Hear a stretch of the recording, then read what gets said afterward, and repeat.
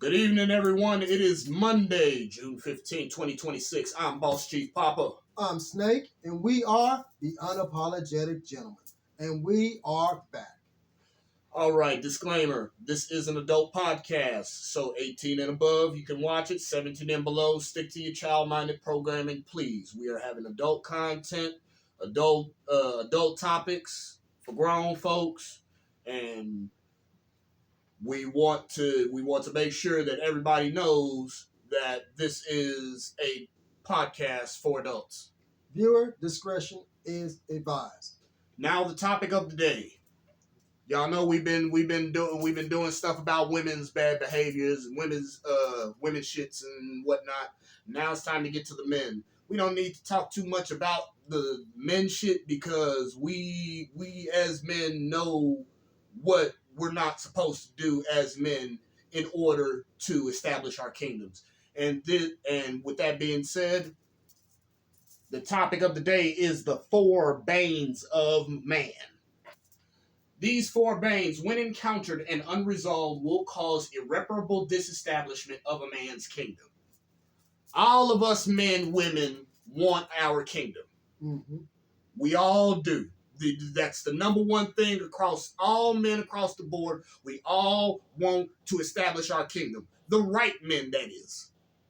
The right man, he wants to establish his kingdom with the right woman. Some of us men will get a woman and build with her. Others, such as me and my bro, we're going to build our own kingdom. And once we build our own kingdom, all we just got to do is pick and choose. That's it. So, getting to topic number one. Being in another man's shadow, the first of the four banes of a man.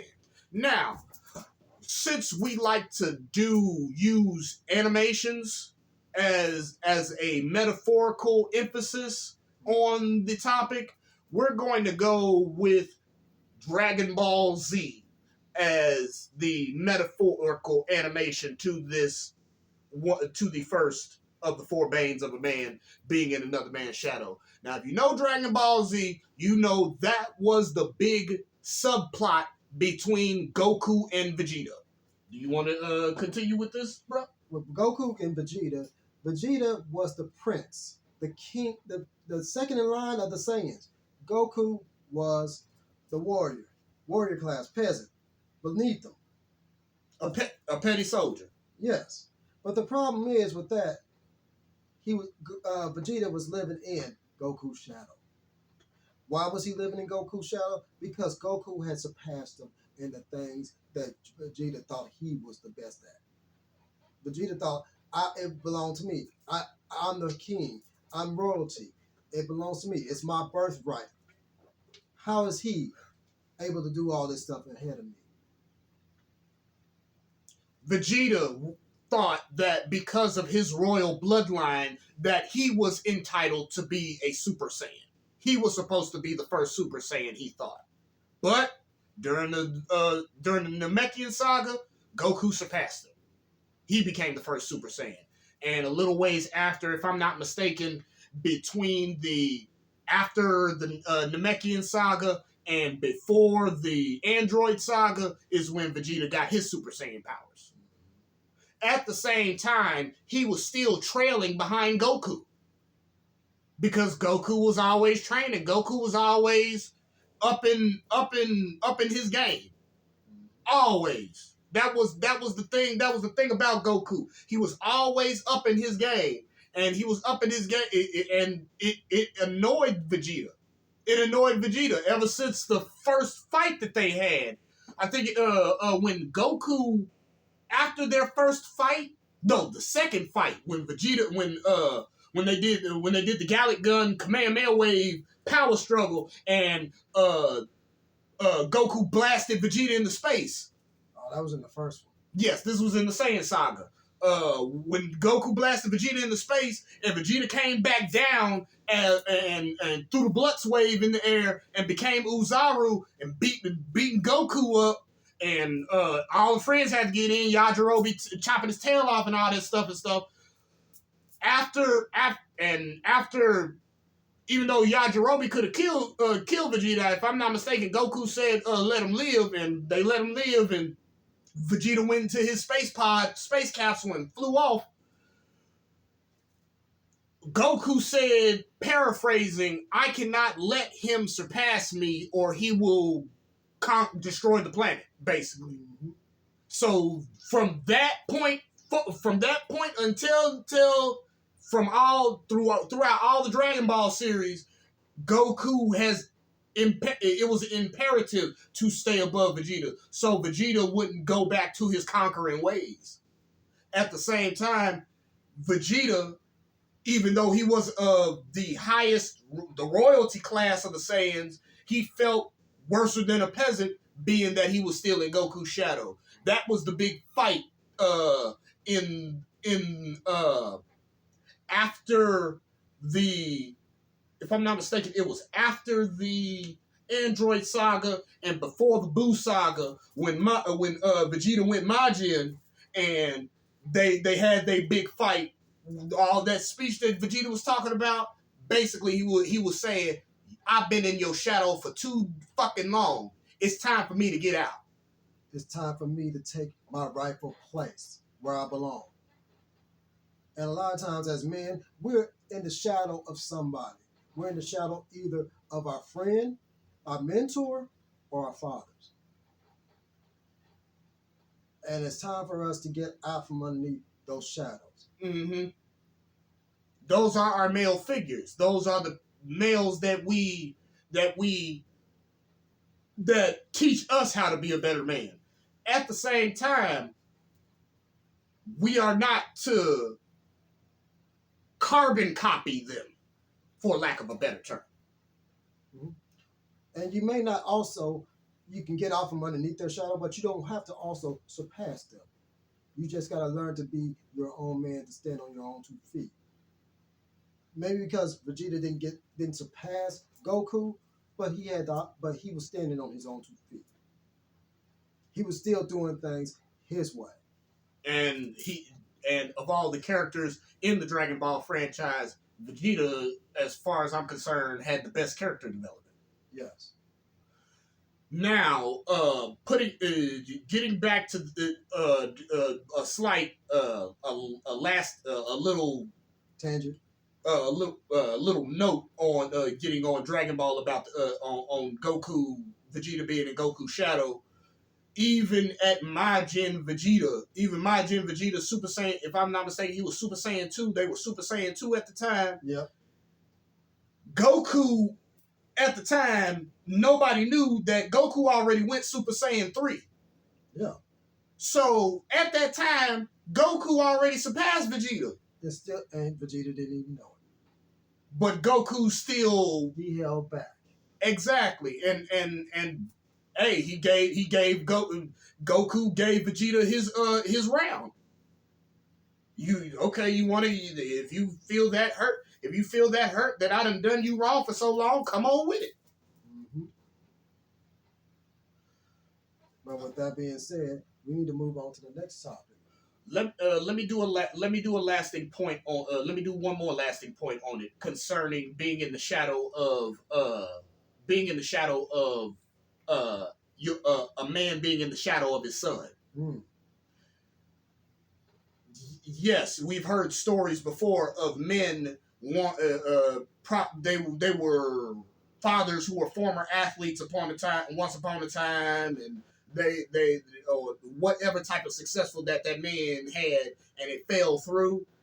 And now he's wanting to live that success through his son. He wants his son to become the athlete that he should have been, or the businessman that he should have been, or something or other. Living through his son's shadow.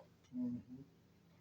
All right. Living through his life, whether it's the military, athletic, or womanizing, being with women. Yes, absolutely. Because here I am. I'm old, but I want to be but I can't get the women like I used to, so I have to do it through you. You're my heir. You're the one who can do things, who's just like me, to do it just like me, Mm-hmm. or maybe even do it better. All right, I'm ready for number 2. Okay, well, number 2 is the weakness of the flesh. Where do we start on that? Because you see, we've seen the weakness of the flesh. We've seen it throughout history and time because we've seen a lot of men that fall because of the weakness of the flesh. Powerful men. Powerful men. Military generals, kings, monarchs, presidents, all powerful men, way more powerful than you, me, my bro, and you is, who done wrecked their entire kingdoms because they couldn't control their flesh. We got plenty of history. Look at the one we have in the office right now, Donald Trump. Can't control his flesh. Well, you know, he talks about grabbing women by the pussy. So what you talking about? If it's not him, let's go back a little bit further. Let's go back to a guy named Bill Clinton, who had sex in the White House and we already know about that story. He did not have sexual relations with that intern. Oh, really? Oh yeah. The cigar says otherwise. Now I ain't got too much of that story, but a cigar. Oh yeah, he stuck a cigar in her pussy. Whoa, I didn't know about that. Yeah, that's on the details. Okay. Then you also got, if it's not him, let's go back even further. Kennedy, President John F. Kennedy, him and Marilyn Monroe doing it in the Oval Office. So you know, you have a list of presidents. Then you also have a list of rulers, like King David. King David. What can I say? If you ask me, he was the hottest dick in the Bible. Now you could say that Solomon was because he had like 600, 900 women. Why I say he was the hottest dick in the Bible, David was, because every time you heard him being around women, it just turned him on. It just turned him on. I got one better than that. Samson. Samson? Oh yeah, Samson was a womanizer. Man, Samson got around. Really now? Samson got around. Before it was Delilah. Yeah, Samson got around. Oh, he okay. Samson was getting it. So you see, it's not just them, but they were up. It was like you said, weak flesh. Yes. All these men, strong, powerful men, Mm-hmm. weak in their flesh concerning women, and weak and this is not exclusively sexual weakness. It is also physical weakness, because you as a man, more than likely than morally, how you making your money, you are laboring. Yeah. You see, the difference between us and women is women don't have to labor as hard as we do. And why do I say that? Because look at what you see going on. They doing OnlyFans, they doing all these other TikToks and whatever else. They doing all these other videos and everything else, and they can make money just like that. Better yet, if I was to go out there and be a stripper, do you think I could make as much money as a woman? No. All of us as guys cannot go out there and be strippers like a lot of you women are. Mm-hmm. Women can go out there and be strippers and make money 10 times more than what a guy would do. Mm-hmm. Do you think if we could have a chance to just make money laying up on our asses that we would? I would love to just lay down and just make money just by sleeping. That'd be a good idea though. To just sleep and make money off the top of that, $20 an hour. If somebody can pay me for that, I will do that. Come on now. It's not in this hypersexual reality that we live in nowadays.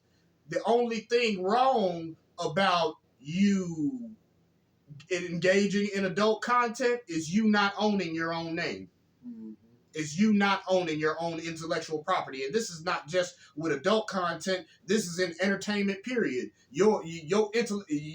Before you even get into entertainment, you should do your education on what intellectual property is. But that's another topic for another time. This getting back to the weakness of the flesh.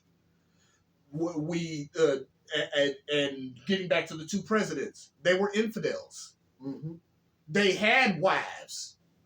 They had women who was establishing their kingdom. All three of them. And they screwed around on their wives with mistresses. Mm-hmm. And guess what happened? Their names got tarnished because of it. Well, not one of them, because he still lives in infamy, and he's had 3 wives or whatever, and still going strong. And he's in the office right now. Porn stars and all. Now I'm gonna put it. Now let's go to the Hebrew scriptures on what you just said. Mm-hmm. I'm gonna paraphrase from Psalms. Do not be envious of the riches of the wicked, for they are like sand. Mm. They are like sand they are like sand on the sea.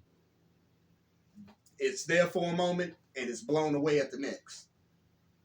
Everybody who's on this anti-Trump type deal, get off that, okay? Well, you say paraphrase. You say it's like sand on the sea. Well, what the sea does with that sand, it washes it away. It takes it away. Mm-hmm. It's material riches, not immaterial riches. Those riches are temporary. That position is temporary. And as soon as he's gone, we're on to the next one. Exactly. So let's not be too concerned about the riches, the wealth, and the revelry of the wicked. Mm-hmm. Last point on physical weakness. If you're, and we're going on the 16-minute mark, so I'm gonna do my best, gonna do our best to get it at 2025.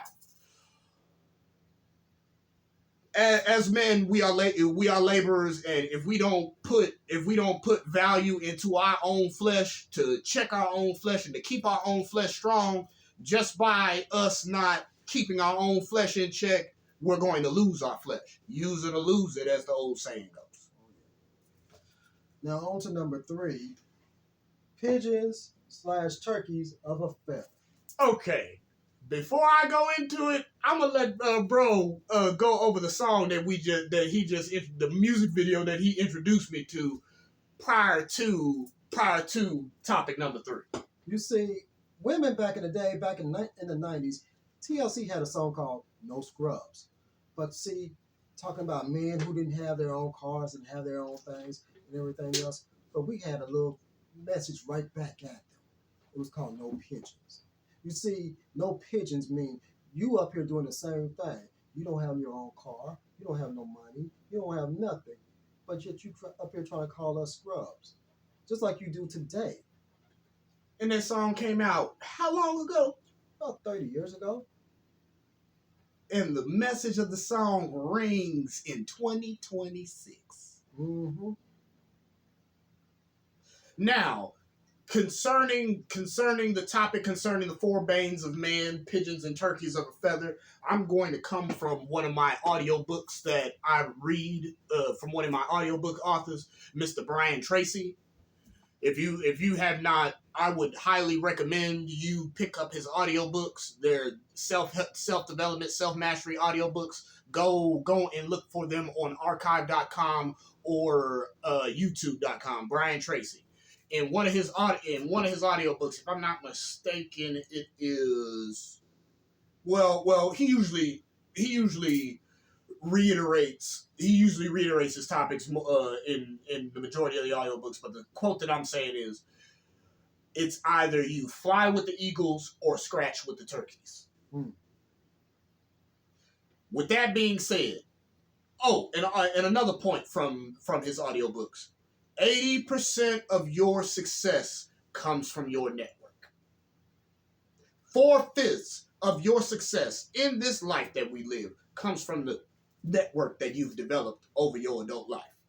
So, as a man, as a bachelor man, I'm bachelor man, bro's bachelor man. If we decide to hang out with our baby daddy peers, of which we both got baby daddy peers. We got men who are baby daddies, and that's all who we hang around is baby daddy peers.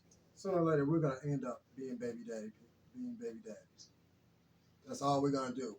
Is pretty much have kids, and have kids out of wedlock and away from our kingdom, destroying what's supposed to be our kingdom. And establishing these kingdoms with whores. Mm-hmm.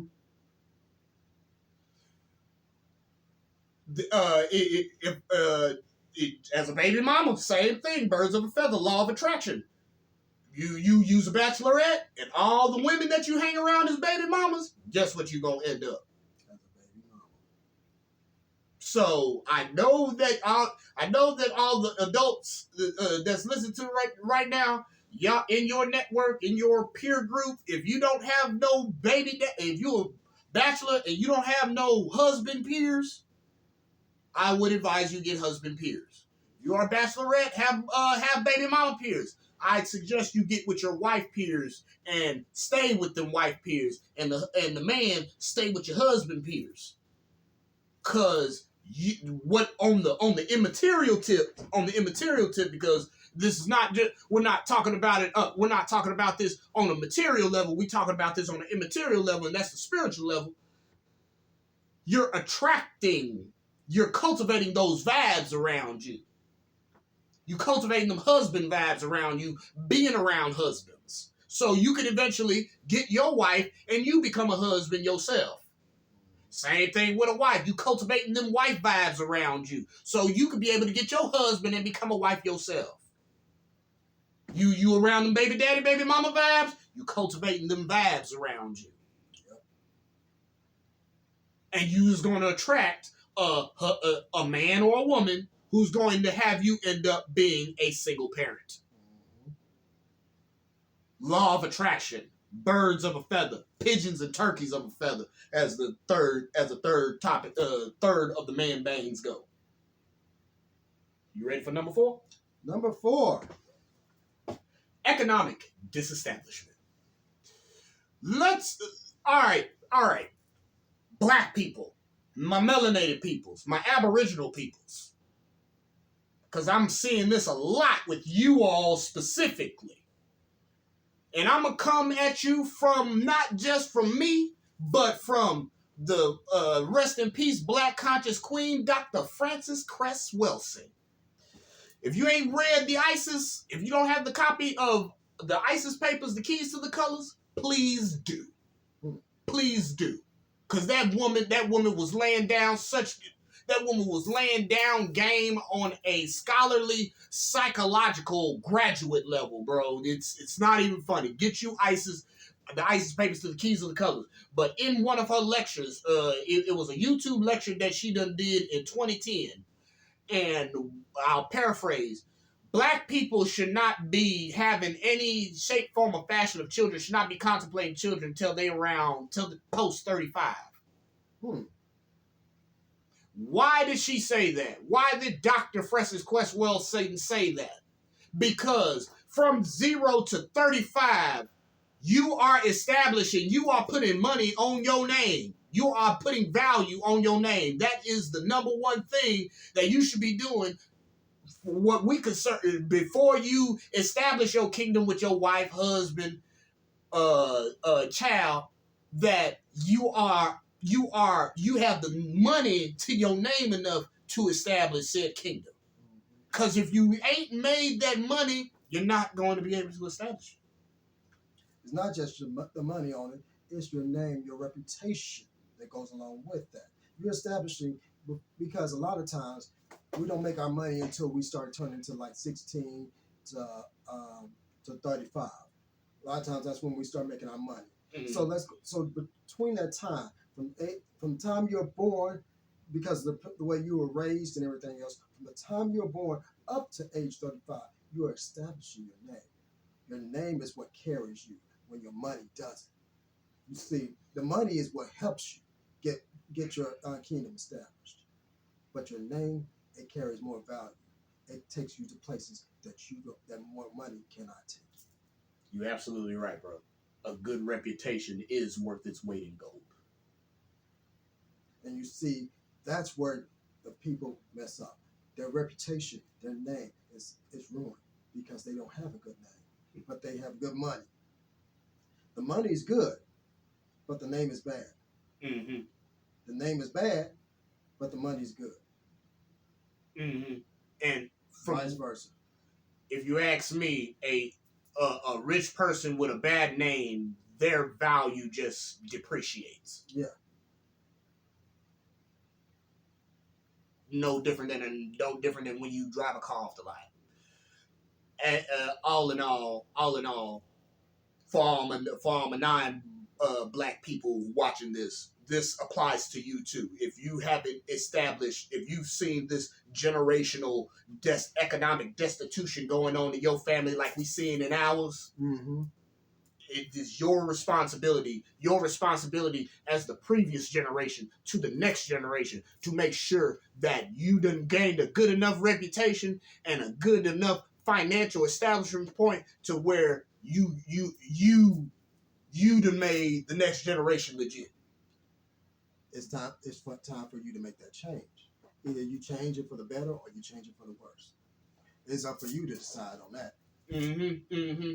Because all what this fuckery that's going on, these single parent broken homes and all that stuff, you know where all that comes from, really?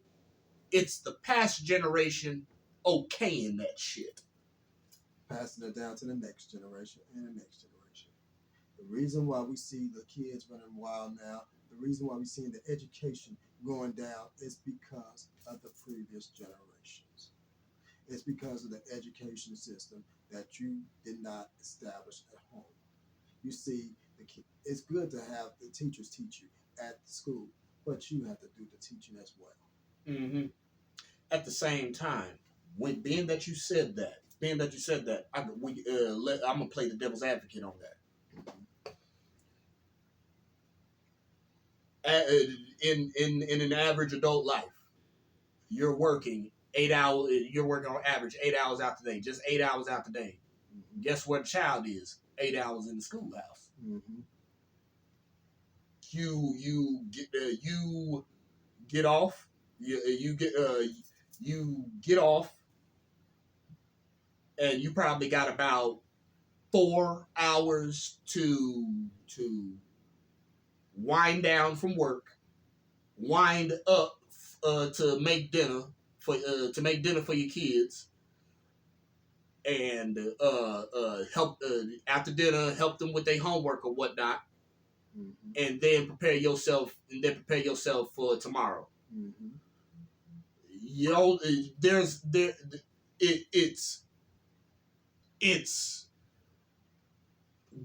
if you ask me, in the 168 that we all get every week, 168 hours, there's not enough time for the parent to educate the child. Only during when it's homework, when it's time to get the homework done. You really can't. I mean, you can, but you got to factor in the time, because the time is all that matters concerning a child. And time is limited. All right, coming on the 28-minute mark, I think we done said what we could say on this topic today, bro. I think so too. I think this was a good episode. Yes, sir. Yes, sir. In conclusion, check us out on our social media handles. YouTube, Desmond J. Rattler, 31180, OGN SMP, 91167. TikTok, Original Geek Nerd Social Media Project, that's exclusively me. X, Desmond J. Rattler, that's exclusively Desmond. Facebook, Jerome Evans, which is me. And Alonzo Reed, me. IG, Instagram, Desmond Rattler, and OGN SMP.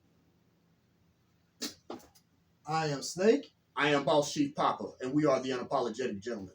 And we will see you on the next episode. Thank you. Thank you for watching. Peace.